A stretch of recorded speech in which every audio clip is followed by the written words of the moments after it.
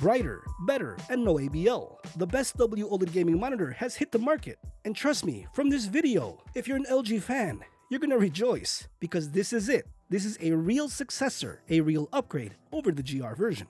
I have some really good news on the LG 27GS95QE, the successor to the GR of last year. We're looking at a 27-inch 1440p w-OLED, but this has a Gen 3 panel. As you're gonna see, the brightness increase is astonishing, and it really destroys last year's. And it even beats the PG-27A-QDM. As seen here, there is no ABL, especially on Street Fighter Alpha 3 that I always test, and it especially showed itself on last year's LG. So today I have the unboxing and first impressions. I'm also going to be showing real-world daytime gaming, and with this brightness increase, you'll have no problems playing at any time of the day. This new GS version has a secret feature.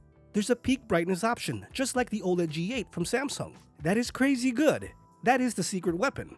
And once you put it on high, it really takes this monitor to the next level. Now more testing needs to be done, and we all know the differences between w-OLED and QD-OLED, but I'm gonna find it really hard to believe that a QD-OLED 27-inch could look brighter than this. This option is that good.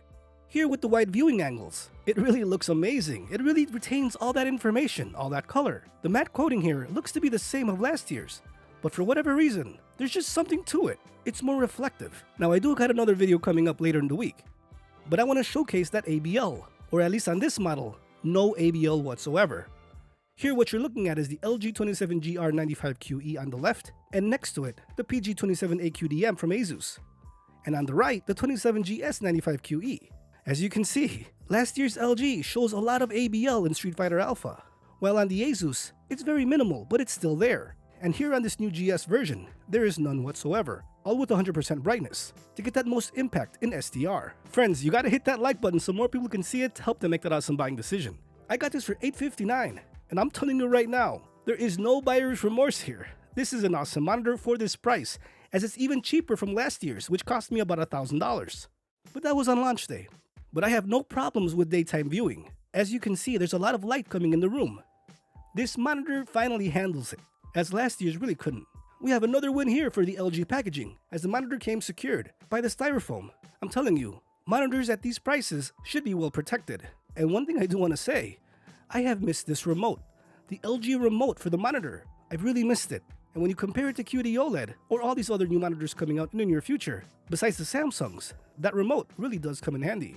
Here talking about the reflection. Now it does have a matte coating, but look, it's really reflective.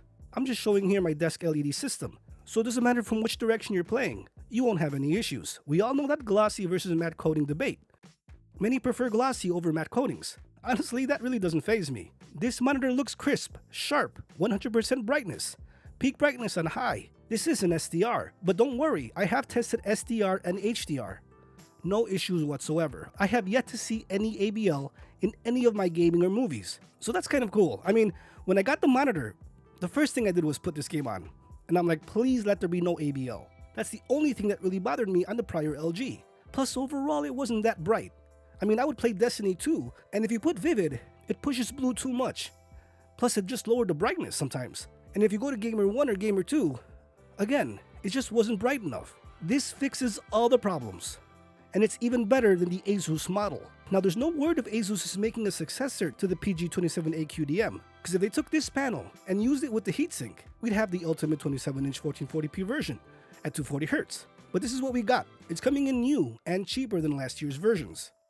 It's brighter, no ABL, and to me, it's really way better.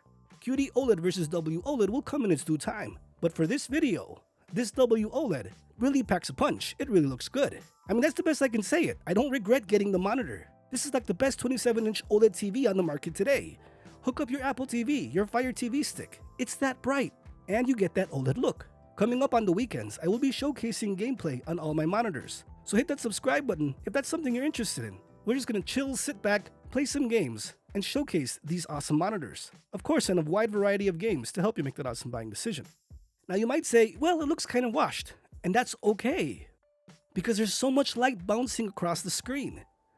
If this was glossy, it would be unplayable.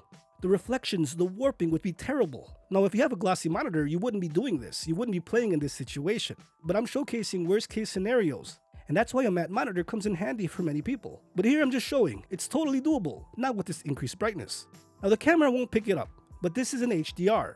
The brightness is amazing. That pop is here. And the main thing, just like the thumbnail says, no ABL whatsoever. Here with Need for Speed Unbound. Again, in SDR mode with the peak brightness on high. Look how bright this is.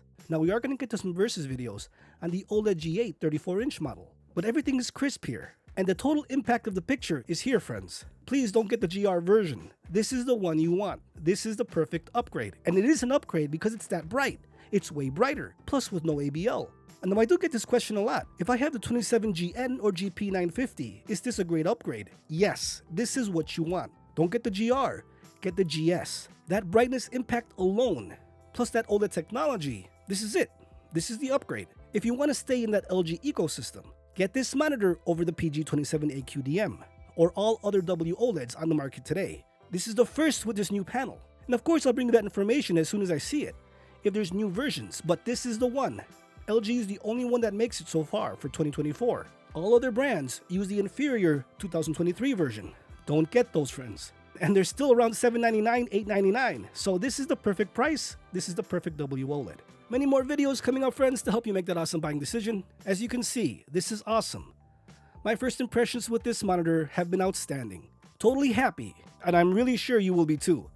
There's nothing wrong with this monitor. The brightness is there. The remote is awesome. No ABL. That peak brightness for SDR mode is crazy good. It's a secret weapon.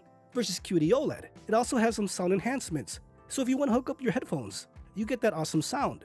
I was really worried this was going to be more of the same. And honestly, it's night and day. And for the better. So friends, if you found this video helpful, please hit that like button so more people can see it to help them make that awesome buying decision. Consider subscribing if you want more information on this awesome 27GS95QE w-OLED gaming monitor from LG. Brighter, better, and no ABL. Thanks for watching, friends. Stay safe out there. I'll see you guys next time.